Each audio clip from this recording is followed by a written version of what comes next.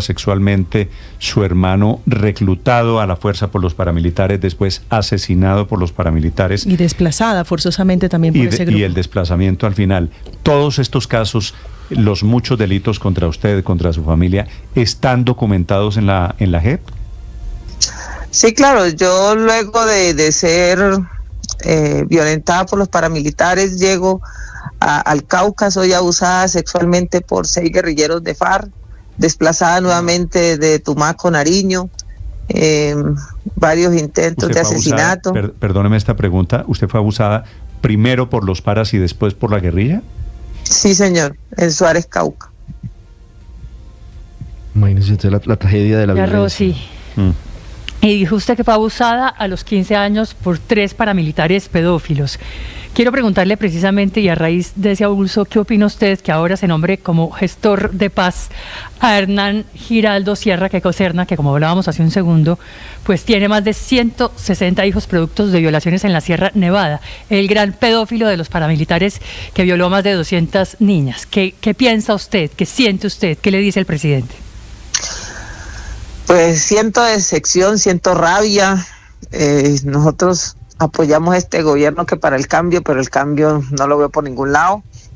El ser abusado sexualmente es algo que marca, realmente marca mucho a la persona, al menos más cuando hay hijos nacidos de esa violencia sexual, que muchas veces son rechazados, pero otras veces son queridos, pero no se les puede decir de dónde vienen, quién es su padre por el hecho ocurrido. Pero como víctima de violencia sexual de los paramilitares y de las FARC, creo que es un desacierto total de este gobierno nombrar una persona que ha hecho tanto daño como gestor de paz, porque con qué cara se mira a la persona que se le hizo daño, y más cuando hay una consecuencia tan terrible como esa. ¿Le entendí, doña Rosy, que usted es votante del presidente Petro? Sí, señor. Sí. ¿Y por qué votó por él? No voté por él por el tema del plan de gobierno. Yo soy una persona que yo no voto por cara o por afines políticos, sino por las incidencias que se hagan dentro del marco de las políticas públicas, en este caso plan de gobierno. Vale, y con base en ese plan de gobierno, ¿usted dice está decepcionada?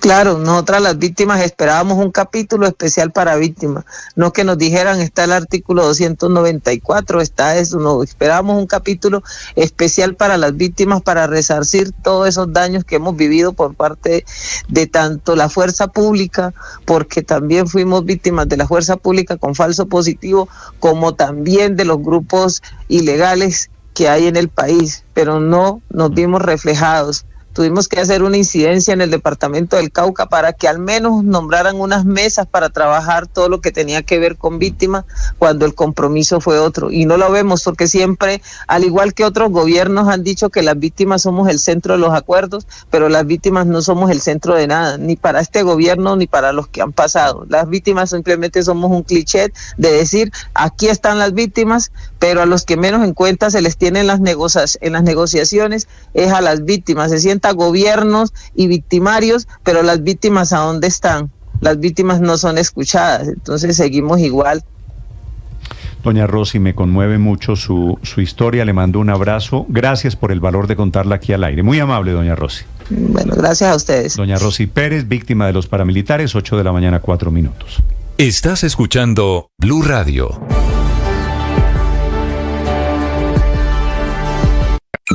Escanea este código y suscríbete a nuestro canal de YouTube, @Blue Radio Co. Y disfruta y participa de la programación de Blue Radio. Blue Radio, le ponemos cara a la radio. Blue Radio, la alternativa.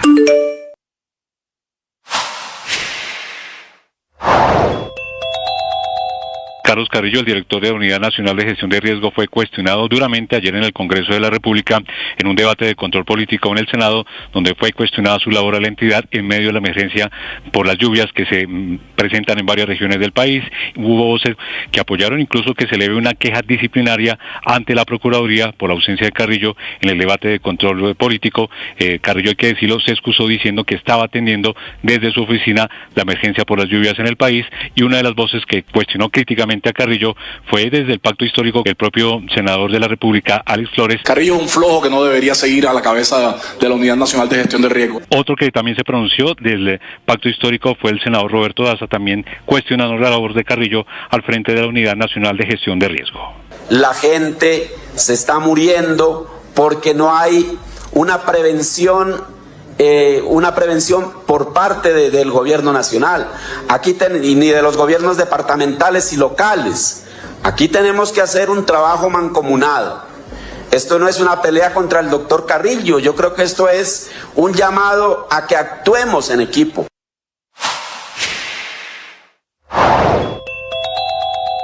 Amanecen muy emproblemados 6 congresistas que le vendieron su voto al gobierno. La Corte Suprema de Justicia decidió acusarlos y llamarlos a indagatoria porque recibieron plata o contratos para aprobar el cupo de endeudamiento en el que tenía interés el Ministerio de Hacienda, que es su titular, Ricardo Bonilla, el otro emproblemado de esta mañana.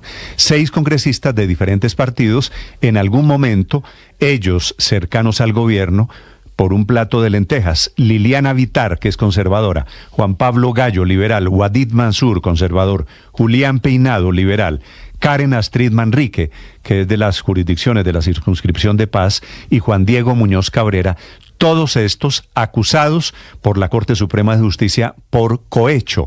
Básicamente se vendieron al gobierno tal y como había pasado hace más de 20 y tantos años. De radio. Atención, el Guardian, el gran periódico inglés, está anunciando esta mañana, padre, que deja de publicar sus contenidos en Twitter.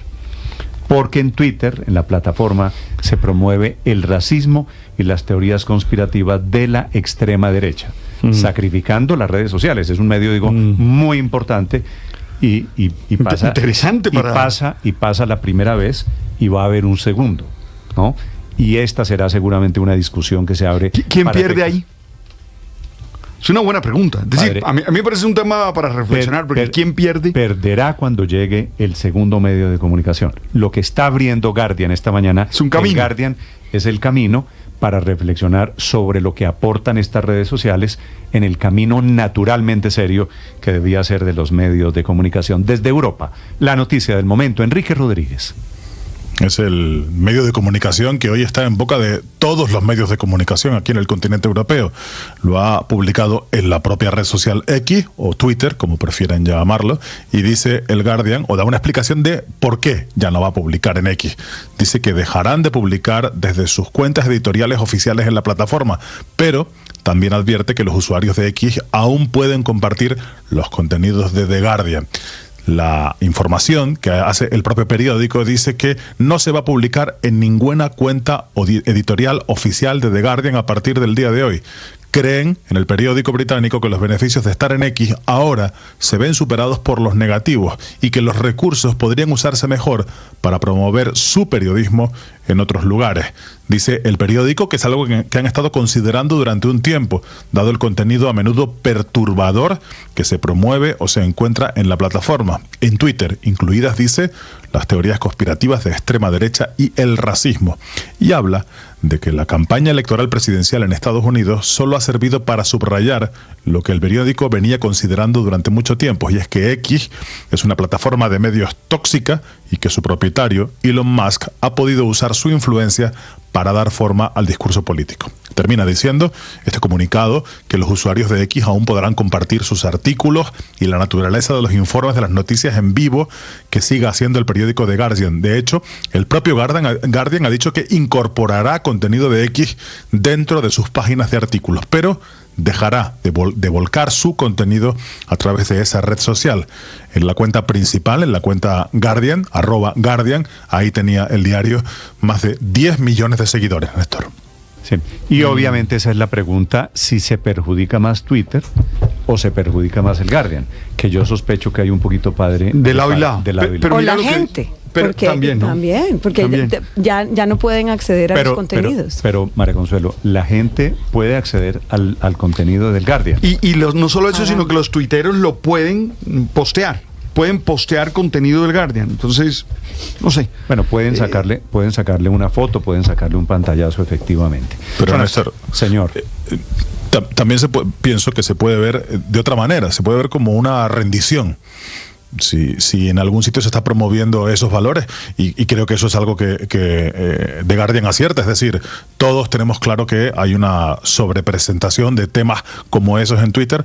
A lo mejor lo que hay que hacer es quedarse y dar la batalla, pues esa podría ser una opción también, pero evidentemente la postura del Guardian es legítima porque lo que hace, como ustedes decían, es irse, no bloquea su contenido, no impide que el contenido siga circulando, que es un contenido de altísima calidad, pero decide no dar la batalla. Es una opción como otra cualquiera en esto. Sí, de los medios serios en Europa, el Guardian es uno en particular, uno muy serio.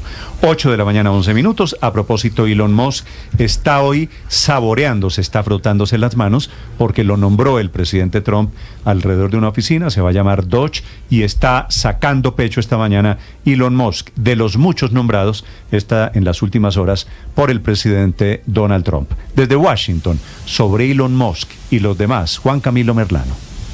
Néstor, ya estamos acostumbrados a ver a Elon Musk en su faceta de empresario controversial, quien le da rienda suelta a sus ocurrencias y memes a través de su red social X o Twitter, que era la que hacía referencia Enrique hace tan solo unos segundos, y que todos nosotros utilizamos, o la mayoría de nosotros utilizamos. Pues ahora nos debemos acostumbrar a verlo seguir dando rienda suelta, pero aparentemente como funcionario del gobierno federal.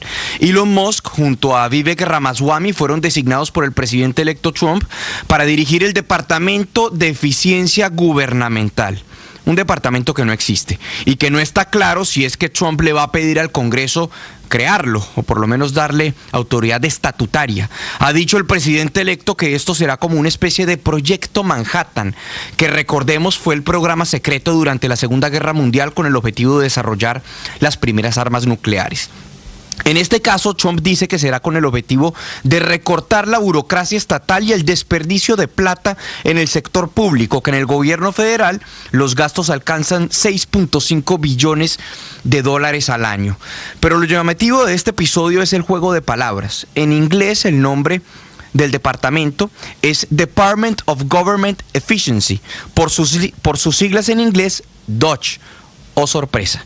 Coincidencialmente es el mismo nombre de la criptomoneda favorita de Elon Musk, Dogecoin, que él ha dicho públicamente que tiene varias de esas criptomonedas.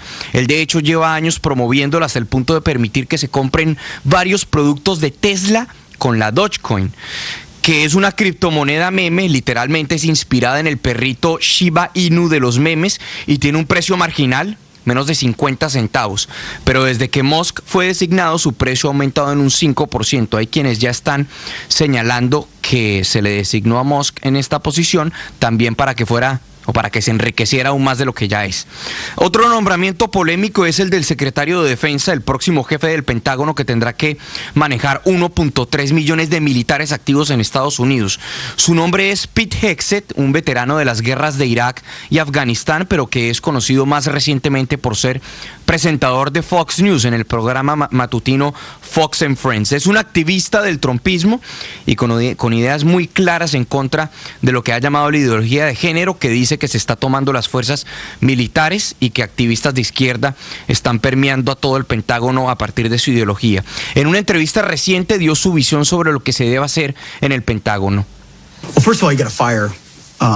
You got to fire the chairman of Joint Chiefs, and you got to fire this. I mean, obviously, you're going to bring in a new Secretary of Defense, but any general that was involved, general, admiral, whatever, that was involved in any of the DEI woke shit, has got to go. Primero que todo, toca echar al jefe del Estado Mayor Conjunto, obviamente traer un nuevo secretario de Defensa, pero echar a cualquier general, almirante, lo que sea que estuviera envuelto en cualquiera de la carreta mamerta de inclusión, diversidad y equidad. Se tiene que ir. O estás firme para pelear guerras y manejarlas, eso es lo único que nos debe interesar. Hay que sacar todo eso de diversidad, de inclusión de las academias militares, dice el nuevo secretario de Defensa de los Estados Unidos, que recordemos, esto es una nominación, tiene que pasar por un proceso de aprobación ante el Senado de los Estados Unidos, que recordemos los republicanos se han quedado luego de estas elecciones con las mayorías en el Senado. También dio su opinión sobre el papel de las mujeres en las fuerzas militares. I'm straight up just saying we should not have women in combat roles. It hasn't made us more effective, hasn't made us more lethal, has made fighting more complicated. We've all served with women and they're great. Yo sí digo de frente que no deberíamos tener mujeres en roles de combate.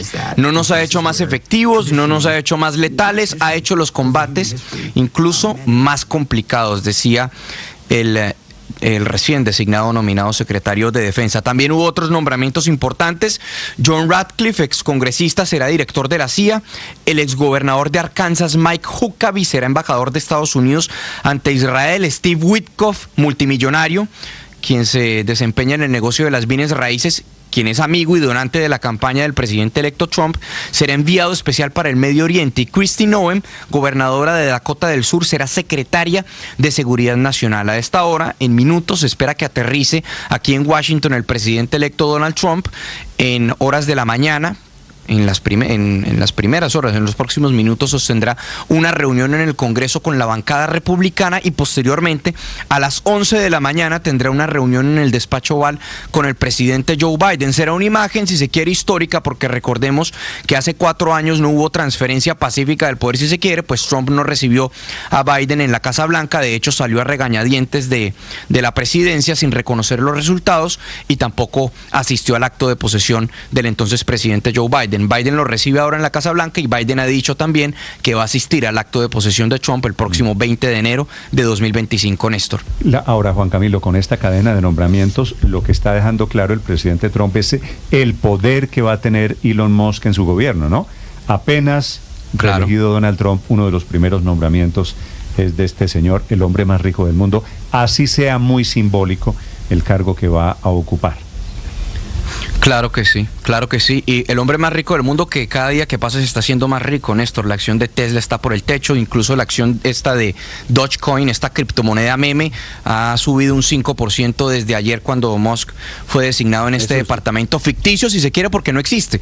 Es un nombramiento más que todo simbólico. En el comunicado el presidente electo no dice si le va a pedir al Congreso que cree un departamento con una autoridad estatutaria, con presupuesto, no se sabe cuántos funcionarios va a tener.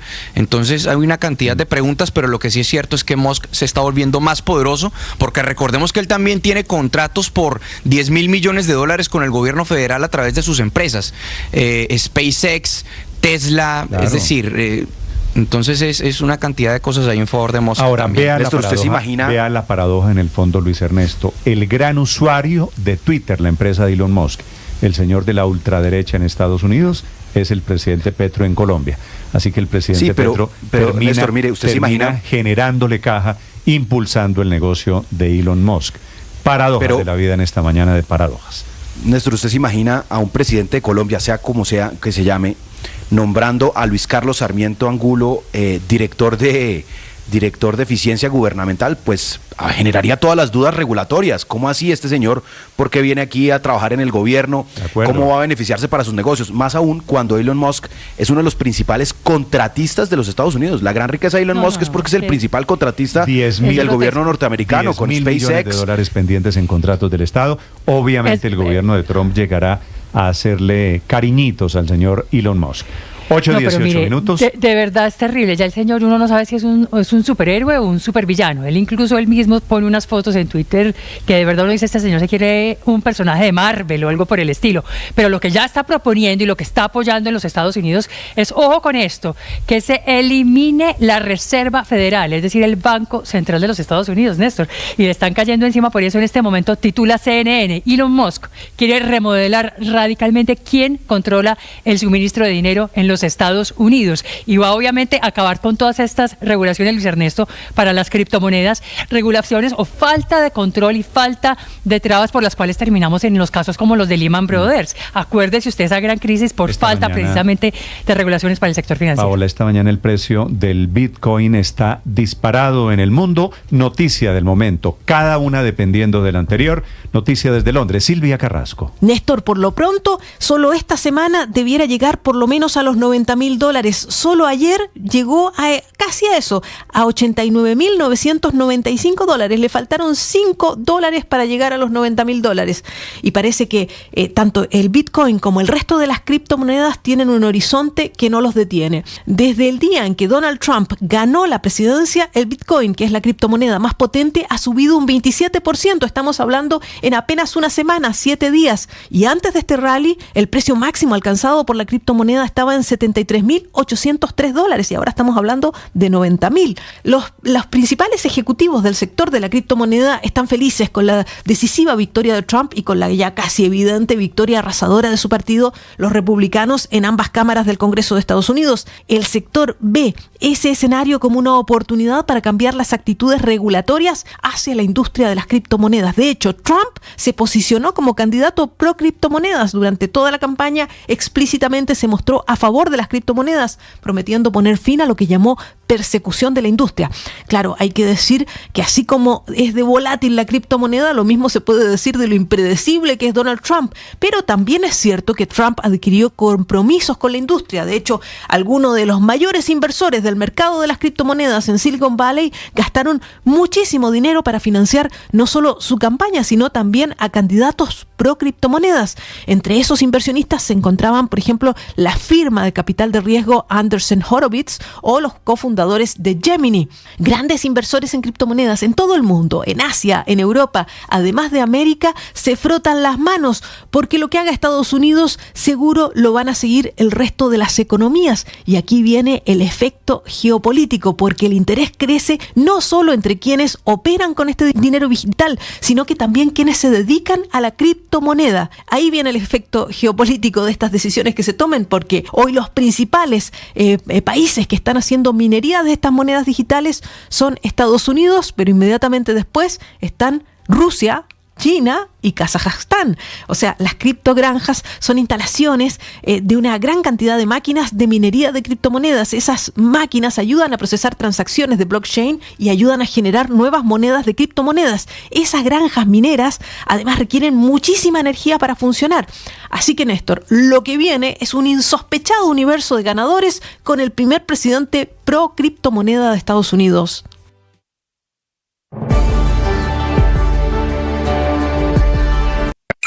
Escanea este código y suscríbete a nuestro canal de YouTube, @Blue Radio Co.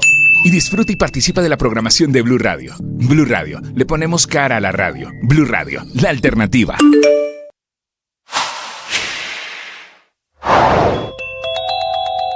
La Corte Suprema de Justicia construyó la hipótesis de que ellos, 6 congresistas, miembros de la Comisión Interparlamentaria de Crédito Público, emitieron concepto favorable para créditos públicos, petición del Ministerio de Hacienda a cambio de contratos, por ejemplo, en Cotorra, en Córdoba, o en Saravena, Arauca, o en Carmen de Bolívar. Para estos contratos medió muy eficientemente Ricardo Bonilla, hoy ministro de Hacienda, que de carambola va a terminar muy emproblemado, solo que a él no lo investiga la Corte Suprema de Justicia. Motivo de este escándalo: el gobierno prepara una designación de un ministro de Hacienda ad hoc para girar la plata que está pidiendo hoy la Unidad de Gestión de Riesgo para atender las emergencias por cuenta del invierno. No podrá ser titular Ricardo Bonilla porque está mencionado en todo este escándalo en la Unidad de Gestión de Riesgo. Recuerden ustedes que llamó a Olmedo López para gestionar que giraran contratos, estos en particular, que beneficiaban a estos parlamentarios, a quienes, a propósito, hay que decir, se les está cerrando el círculo.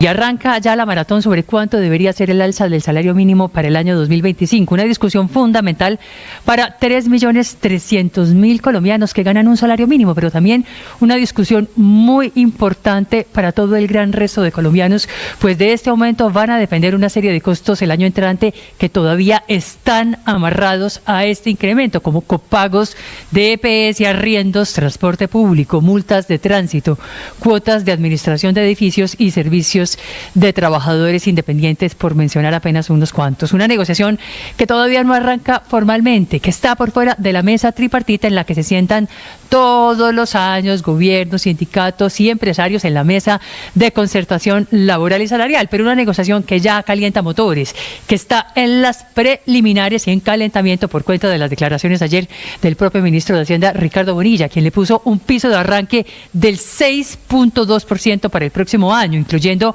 5.2% de inflación anual causada a septiembre, que en octubre, y según el propio ministro, pudo haber llegado al 5.4%, además de todo un punto adicional por cuenta de incrementos en la productividad y marcando así un punto de partida de 1.380.000 pesos, que equivale a un incremento del salario mínimo del 6.2%.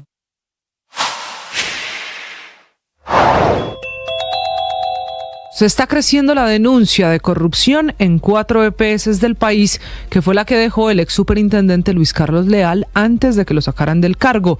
La Procuraduría abrió una indagación previa, es decir, una investigación por el manejo irregular de recursos en las EPS Cosalud, SOS, Asme Salud y Ensanar. Denuncia que se centra toda en el direccionamiento de contratos por parte del médico Mario Andrés Urán, convertido en el gran contratista, en el gran particular, en el gran asesor de las EPS, una denuncia que dice que parte de la plata de la salud en Colombia se fue a paraísos fiscales. La Superintendencia de Salud, la del entonces Luis Carlos Leal, denunció la concentración de pagos en ciertas IPS sin la debida justificación. Estás escuchando Blue Radio y bluradio.com. Ahora 8 de la mañana, 26 minutos. Señor registrador Hernán Penagos, buenos días, registrador, ¿cómo va? Néstor, buen día, cordial saludo a toda la mesa de trabajo y a toda la audiencia. Gracias por la invitación. Ayer le hice esta pregunta a la superintendente de Industria y Comercio y ahora se la pregunto a usted. Ella ha iniciado una investigación sobre temas de la registraduría y imputó cargos a 9 funcionarios de alto nivel de la registraduría que no le quisieron entregar unos documentos, señor registrador. ¿Por qué? ¿Qué documentos no le quiso entregar usted a la superintendente de Industria y Comercio? Bueno, Néstor, eso es lo extraño. En el mes de marzo, la superintendencia visitó a la registraduría, estuvo por cerca de una semana en las instalaciones de la registraduría solicitando diferente información. La mayoría de esa información se le entregó a la superintendencia, en especial aquella relacionada con todos los procesos contractuales, contratos, actas, adjudicaciones, procesos precontractuales, las hojas de vida de los funcionarios que llevaron a cabo esa tarea, es decir, cientos de documentos se le entregaron a la superintendencia durante casi una semana que estuvo en el mes de marzo. Luego, durante la visita, solicitaron una información que a nuestro modo de ver es sensible. Por ejemplo, aquella información relacionada con el registro civil, eso no la puede tener cualquiera. La información relacionada con el censo electoral y con el Archivo Nacional de Identificación. ¿Eso fue lo que no le entregaron? Sí, aquella relacionada con el Archivo Nacional de Identificación y del Censo, y se les dijo con mucho gusto, pero debe ser por una orden judicial como establece la ley. Para estos efectos, perdóneme, ¿la superintendente no actúa como juez? ¿Ella no emite órdenes judiciales? Claro que no, la superintendencia es un órgano del gobierno, del nivel ejecutivo. Los jueces son los del Poder Judicial. A la registraduría los investigan 3 órganos: la Procuraduría, la Fiscalía y la Contraloría. La superintendencia no lo debía hacer. Bueno, simplemente le termino. Solicitaron toda esa información, Néstor, y cuando vimos que era información sensible, ni siquiera nos negamos, llamamos a la Procuraduría para que acompañara la visita. La Procuraduría llega, acompaña la visita y les dice que están cometiendo irregularidades. El 19 de marzo, fíjese bien, hace meses, de las irregularidades lo dice la Procuraduría. Claro, hay un auto donde dice la Procuraduría que abre investigación a los funcionarios de la superintendencia por irregularidades en la visita. Digo, entre comillas, pueden ver el auto, ahí debe estar. La Procuraduría abre investigación a la superintendencia por irregularidades en esa visita, porque solicitaron información que no era, que era sensible, o porque requirieron información personal de algunos funcionarios de la registraduría, y hoy, meses después, comunican que pueden ser sancionados por multas millonarias. ¿Es razonable que a una entidad y a unos funcionarios que ya los están investigando por irregularidades en esa visita, hoy quiera sancionar a directivos de la registraduría con ocasión de esa visita? ¿De verdad eso ocurre en un Estado democrático? Eso no es razonable, pero además de esto, la superintendencia es un órgano del gobierno. de los pasados y de los futuros. No lo digo yo. Los manuales de buenas prácticas electorales de la OEA y de la mayoría de órganos importantes internacionales dicen que los órganos electorales y el poder electoral debe ser independiente, no debe estar sometido a injerencias gubernamentales, por una razón simple, porque el gobierno tiene intereses políticos. Luego, simplemente, miren ustedes cómo es el sistema de investigación y juzgamiento en países vecinos. Pero váyase a México, váyase a Chile, váyase a Argentina. Nunca eso ocurre. Insisto, no lo digo yo, lo dicen los manuales de buenas prácticas electorales. Registrador, pero ¿qué es lo que está usted sugiriendo? Porque el presidente Petro, por otro lado, ha salido a apoyar esta inspección, esta investigación de la superintendente Cielo Rusinque, y dice que es una investigación constitucional.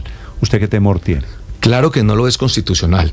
Mire lo siguiente, la superintendencia es un órgano que está adscrito al Ministerio de Comercio, pero además la Constitución dice que la superintendencia actúa por funciones delegadas del presidente de la República. Luego, pensar en eso es entender como que a la registraduría le puede hacer inspección y vigilancia a la superintendencia, el Ministerio de Comercio y la Presidencia de la República. Eso no es razonable. Los órganos electorales en un Estado de derecho democrático son independientes. ¿Que los investigan? Claro que sí. La Fiscalía, la Procuraduría y la Contraloría. Ahora, la información, porque eso no es cierto lo que se ha dicho, toda la que necesiten la hemos entregado y volvemos a entregársela. Y están preocupados por el proceso contractual. Todo el proceso precontractual, contractual, las actas, los pagos están en poder de la superintendencia. Ahora, hay información que definitivamente es sensible. También la entregamos, pero por orden judicial, no por una actuación unilateral de una entidad.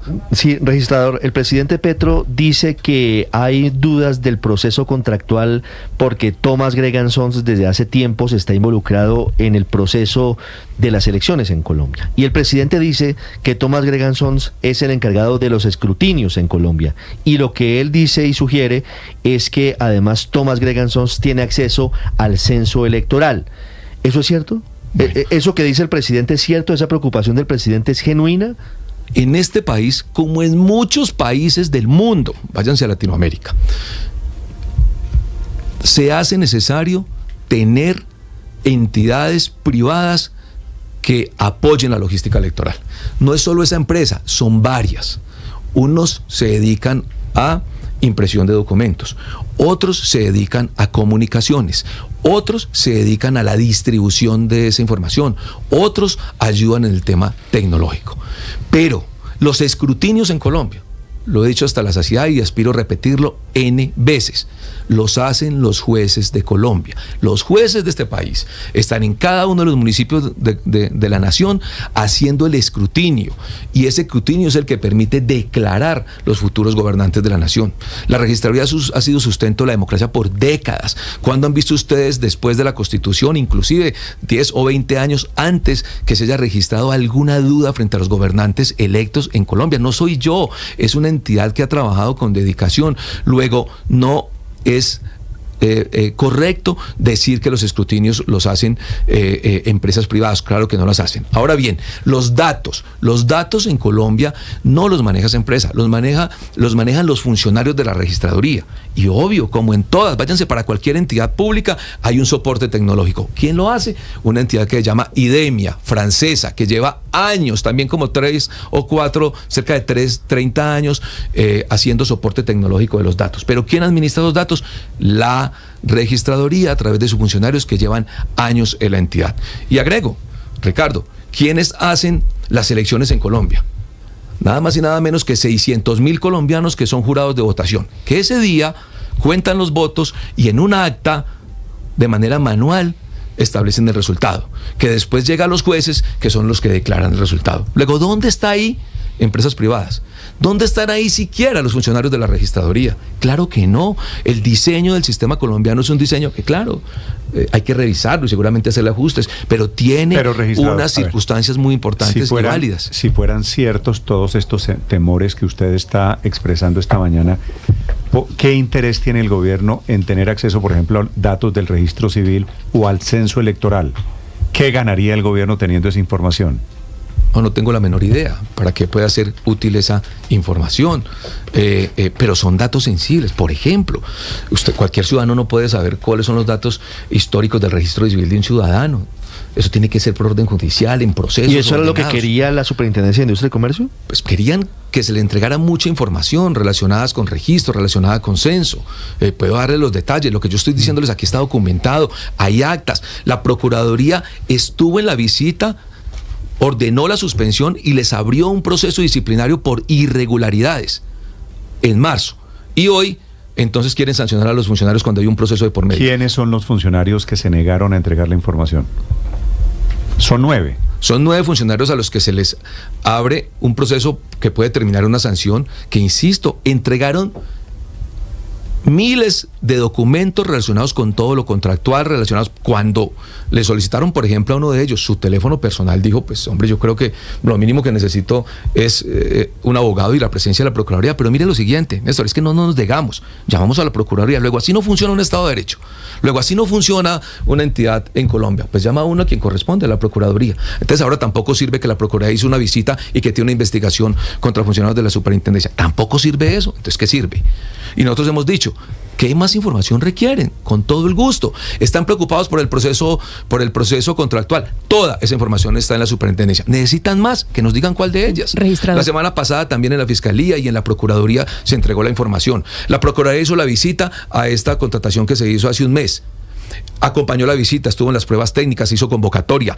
Dimos la oportunidad, escúcheme esto, primera vez en la historia que dimos la oportunidad para que proveedores extranjeros vinieran a presentarse y no se presentaron. ¿Qué más hacemos? O sea, ¿qué más quieren que hagamos? Hacemos todo, pero díganos cuál es la circunstancia. La coyuntura, registrador, usted ha dicho, esta decisión de la Superintendencia puede terminar en una condena o en una sentencia, si lo quiere mirar en esos términos, en una sanción a sus funcionarios, que son 9 en total. Usted ha dicho que la Superintendencia no está, todas son del gobierno nacional y que los gobiernos en general tienen intereses políticos. Y quiero preguntarle, porque el trasfondo o lo que aquí está orbitando son las elecciones a la presidencia, las próximas elecciones del 26.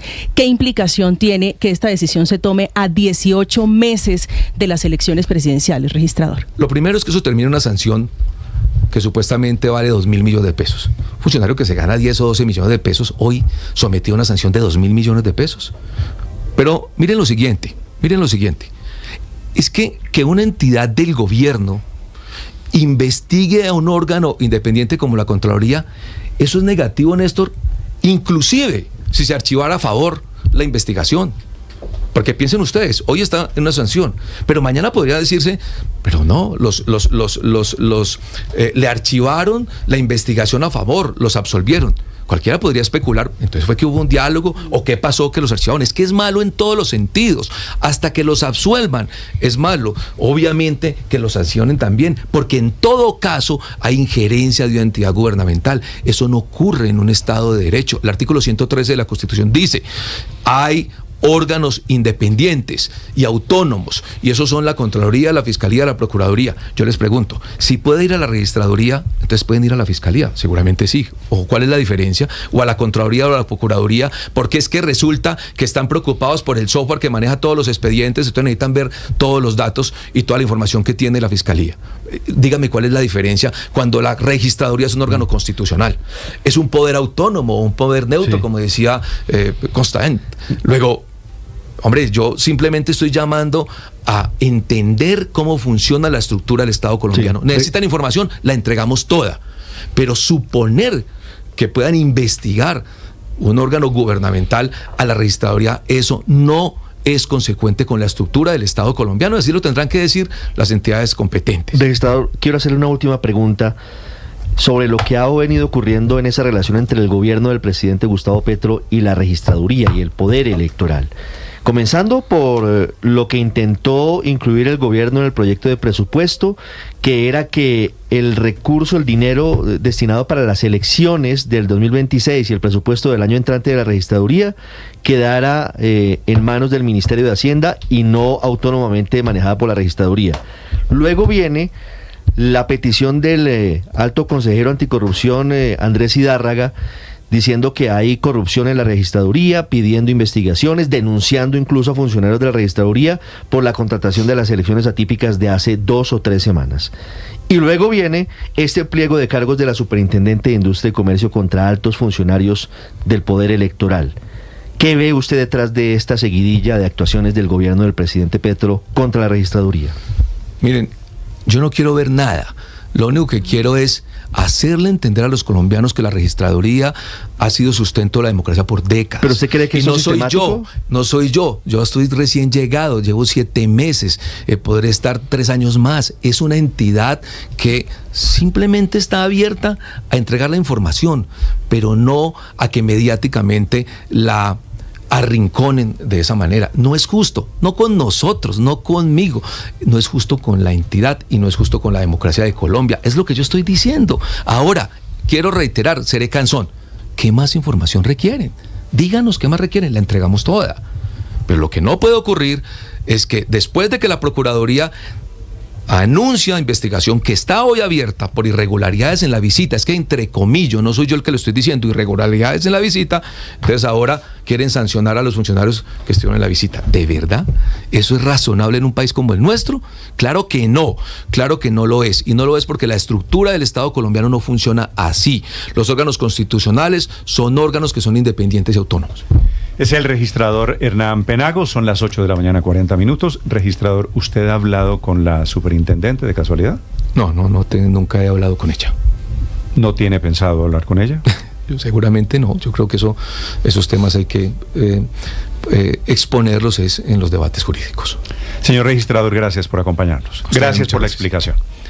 Muy amable, ese Hernán Penagos, 8:40 minutos. Están abiertas las investigaciones, Ricardo, de la superintendencia con la posibilidad efectivamente de sancionar a estos 9 funcionarios de la registraduría. Sí, eso está abierto ahí, Néstor, pero la última pregunta que le formulaba al registrador Hernán Penagos tiene que ver con esa posible sistematicidad de actuaciones del gobierno. Gracias, Néstor. registrador, que le vaya. No pareciera ser una serie de hechos aislados, sino hechos unidos. Y lo han advertido desde el Congreso de la República. Y tiene razón. Entonces, que el Ministerio de Hacienda quisiera manejar los recursos de las elecciones, que el SAR Anticorrupción de Palacio denuncie supuestas irregularidades, cuando quien tiene que investigarlo y se ocurren son la Fiscalía, la Procuraduría y la Contraloría.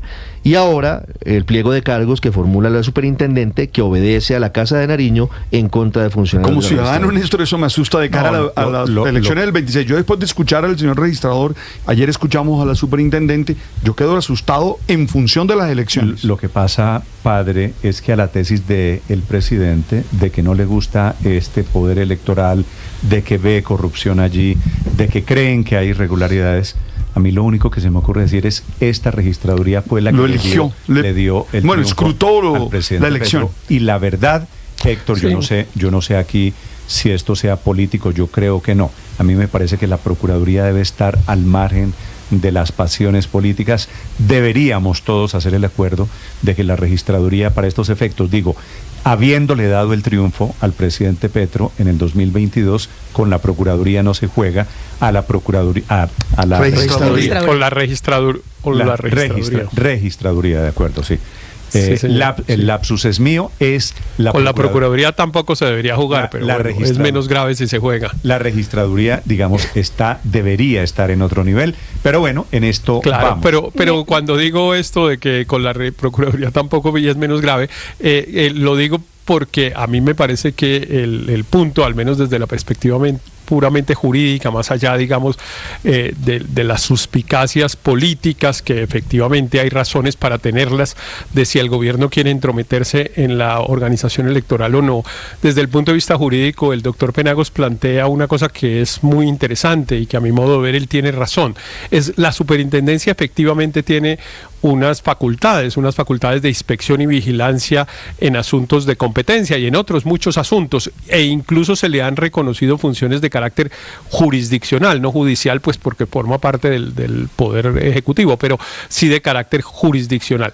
La pregunta es si esas facultades las puede ejercer en relación con órganos independientes y autónomos como la registraduría. Porque ayer cuando la doctora Cielo Rusín, que nos contestó las preguntas que se le hicieron sobre este asunto, ella dijo, eso la superintendencia las ha hecho muchas veces. Incluso el doctor Pablo Felipe Robledo y otros que han sido superintendentes han dicho que sí las tienen.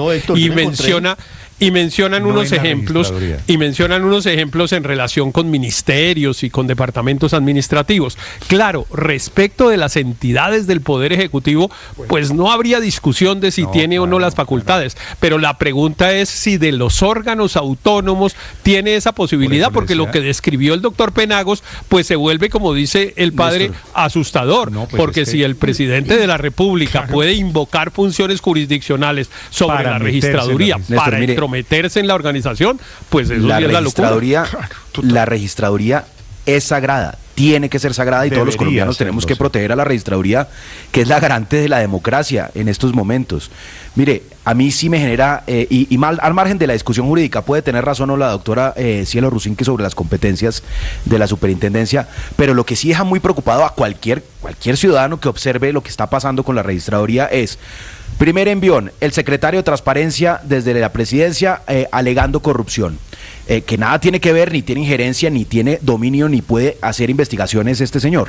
Segundo envión, en el presupuesto, recordemos que en el presupuesto de un momento a otro apareció una proposición recordándole el presupuesto a la registraduría de manera fuerte en año preelectoral. Sí. Pero Luis Ernesto, y tercer envión Néstor, entonces uno que piensa. Le iba a decir sobre el tema de la corrupción, Luis Ernesto, si me permite. Es que si hubiese corrupción, que yo realmente no la veo, es la Procuraduría, la registraduría corrupta la que eligió a Petro presidente. Es la registraduría corrupta la que eligió a Iván Duque, la que ha elegido todos los presidentes. A Petro, alcalde de Bogotá. Y 5 veces congresista. La que lo eligió permanentemente, y la que le dio la mayoría absoluta en el Congreso al pacto histórico, Néstor. Así que echar el cuento de que la registraduría es corrupta después de que han ganado todo lo que han querido en las elecciones. Realmente el alegato de corrupción consiste en que al presidente, sabemos, no le gusta una empresa que además ayer destituyeron al canciller por eso. Porque hay una empresa que al señor presidente de la República le parece que es lo peor, que es la empresa Thomas Gray, que hace los pasaportes y que opera las elecciones desde hace muchos años.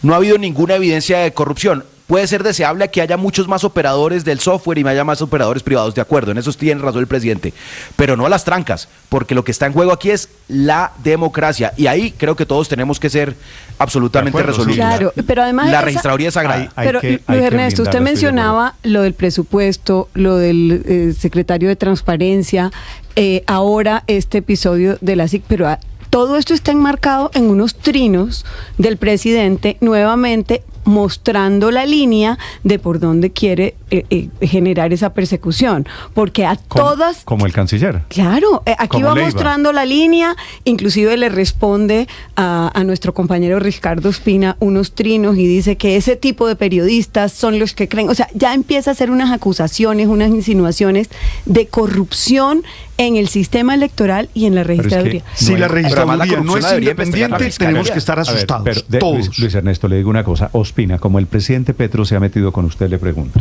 Señor. ¿El presidente ha dado de momento alguna prueba de que en la registraduría hay corrupción? No, ninguna. Es exactamente lo mismo que en la Cancillería, con el cuento, y la empresa protagonista es la misma. ¿Y sabe cuál es la palabra? Termina adjudicando el contrato de la misma empresa. Pero además el presidente incurre al menos en 5 imprecisiones en ese mensaje, ya que ustedes lo traen a colación. Y yo, pues, respetuosamente le hice ver esas imprecisiones. Uno, que Thomas Gregan Sons no tiene los datos de los colombianos como él lo dice. Los datos los maneja únicamente la registraduría con sus funcionarios. La segunda imprecisión es que el presidente señala que Thomas Gregan Sons históricamente ha manejado unos asuntos que no son, solamente ha manejado logística en las elecciones, no tiene nada que ver con datos. Lo tercero es que la empresa que maneja la logística de los datos y no los datos es IDEMIA, que es francesa y no Thomas desde hace 30 años.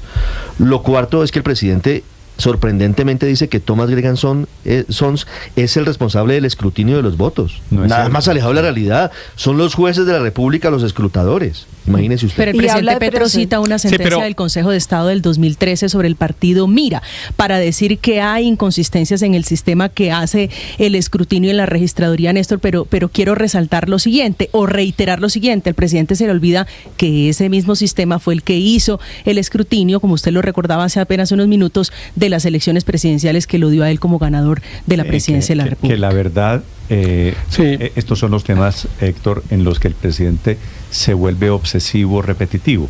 No Thomas Gregan Sons y la registraduría. Y yo creo que tiene derecho, pero tiene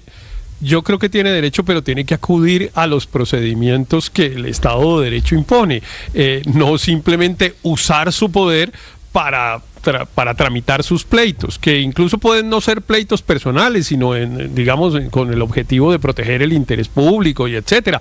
Puede tener razón. El presidente tiene razón en el sentido de que efectivamente pues es larguísima la discusión sobre el sistema electoral en Colombia y sobre cómo se hacen los escrutinios, y aquí permanentemente repetimos las frases de que el que escruta elige, y en fin, y lo hacemos incluso de manera, y cuando digo uso la primera persona del singular, lo digo todos los colombianos, somos muy irresponsables para hablar del sistema electoral, porque normalmente lo ponemos, en duda, cuando en realidad es un sistema electoral que, como lo describió el registrador, es un sistema en el que participan decenas de miles de personas, en el cual, para decir verdad, Héctor, hacer trampa, sobre todo hacer trampa para una elección nacional, es prácticamente imposible. El presidente llegó al nivel de decir que era más confiar el sistema electoral venezolano que el colombiano.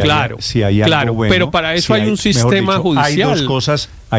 Héctor, hay dos cosas que funcionan o funcionaban bien en Colombia.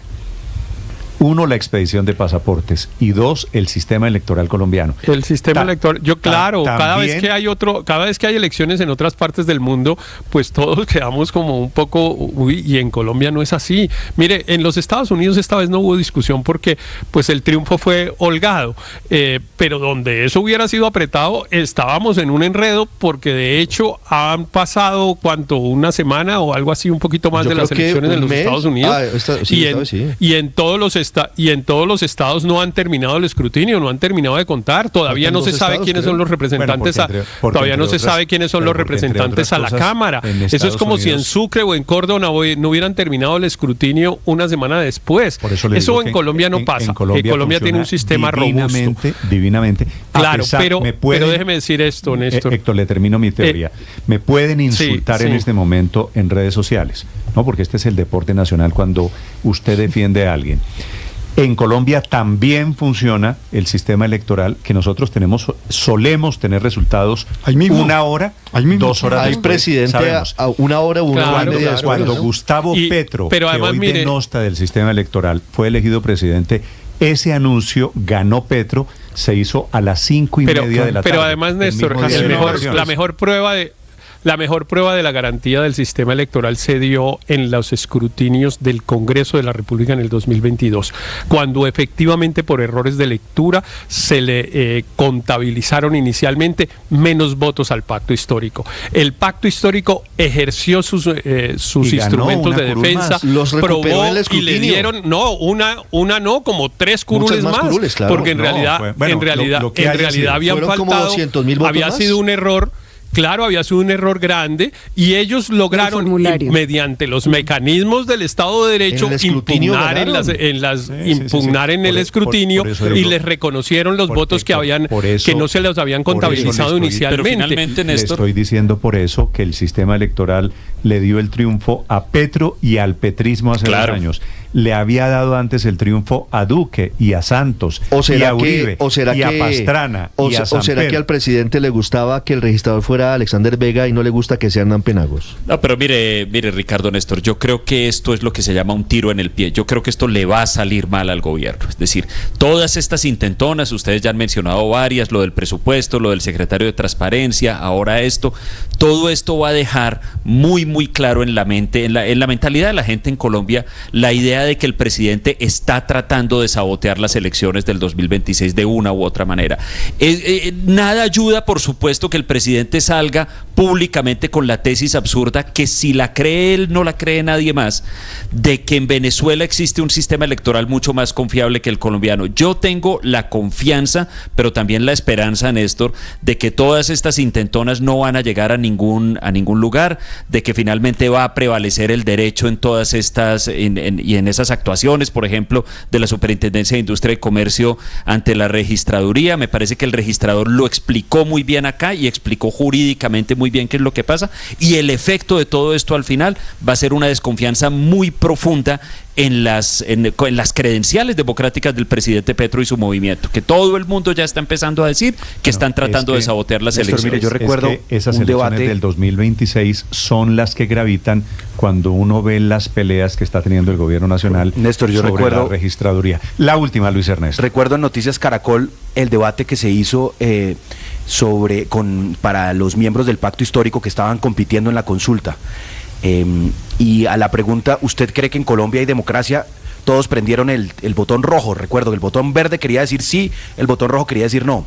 Una vez más, en el debate general, cuando le preguntaron al presidente Gustavo Petro, entonces candidato, si creía que en Colombia hay democracia, la respuesta fue no. Paradójicamente, en esa no democracia ganaron las mayorías en el Senado, como aquí lo han recordado, y ganaron la presidencia de la República. Y es esa convicción la que lidera estas investigaciones, que a mi modo de ver son absolutamente preocupantes. Y por eso, insisto, la registraduría es sagrada, y todos los colombianos que confiamos en esa registraduría, llámese el registrador Penagos o Pepito o Juanito, todos tenemos que rodear esa institución que nos ha garantizado la democracia ante cualquier amenaza como esta. Hoy la columna del exministro Alfonso Gómez Méndez, exfiscal, habla sobre el poder electoral y aborda, entre otros, este asunto. Dice: no parece tranquilizante que desde ciertos sectores, incluidos los gubernamentales, se pretenda minar la credibilidad de esta entidad, la registraduría, con lo que podríamos llamar una especie de acoso judicial, disciplinario o asfixia económica. Estando a 18 meses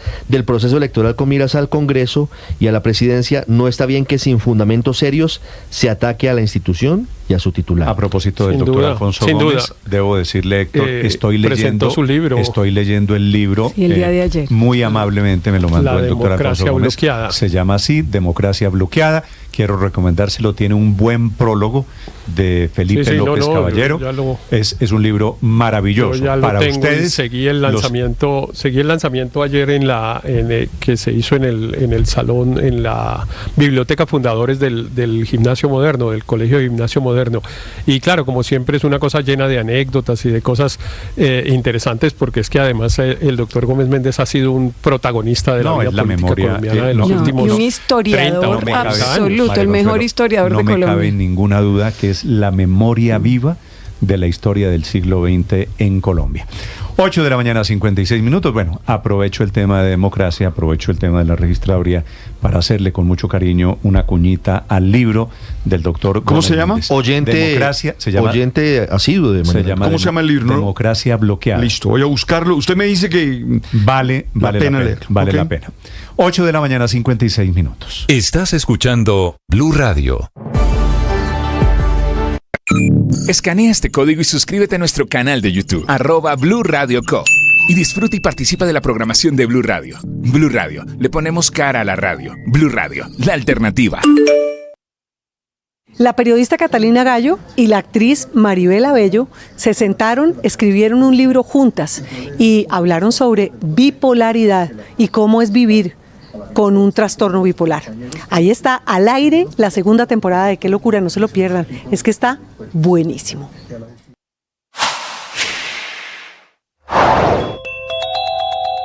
Amanecen muy emproblemados 6 congresistas que le vendieron su voto al gobierno.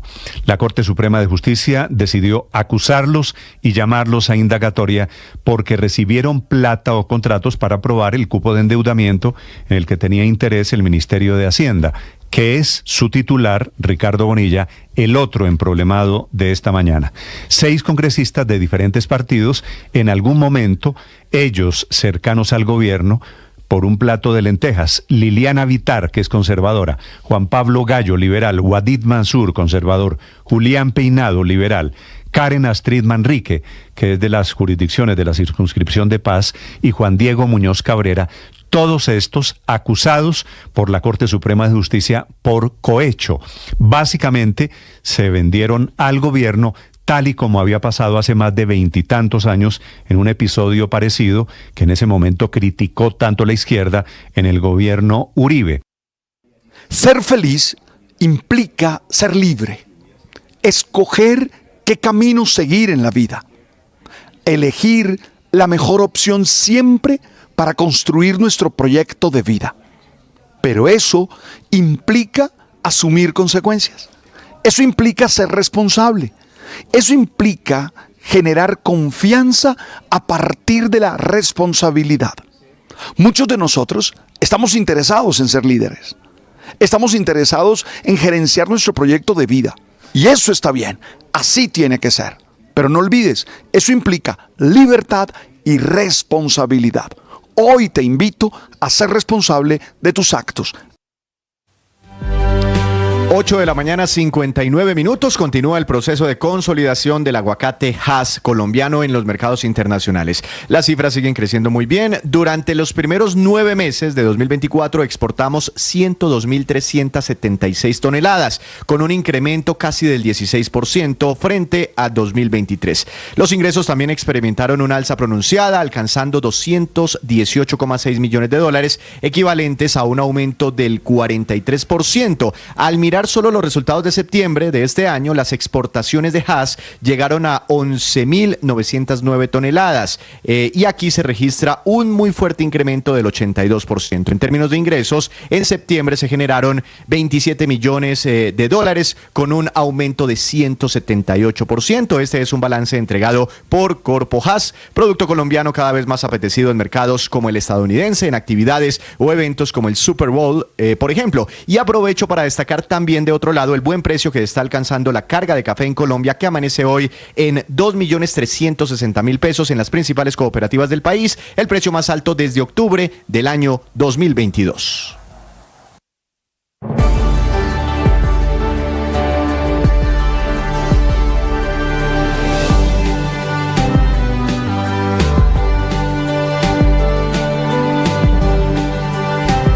De la mañana en punto y 5.2 billones de pesos en ingresos, los resultados operacionales del Grupo Éxito en el tercer trimestre de este año. Resultados que en un 75% vienen de su operación en Colombia, con un aporte de 3.9 billones de pesos y en un 25%, es decir, en una cuarta parte de las ventas que tiene en otros países en donde opera este conglomerado, que por lo demás fue muy bueno en esas otras naciones y que impulsan los resultados hoy de esta compañía que también tuvo un EBITDA que muestra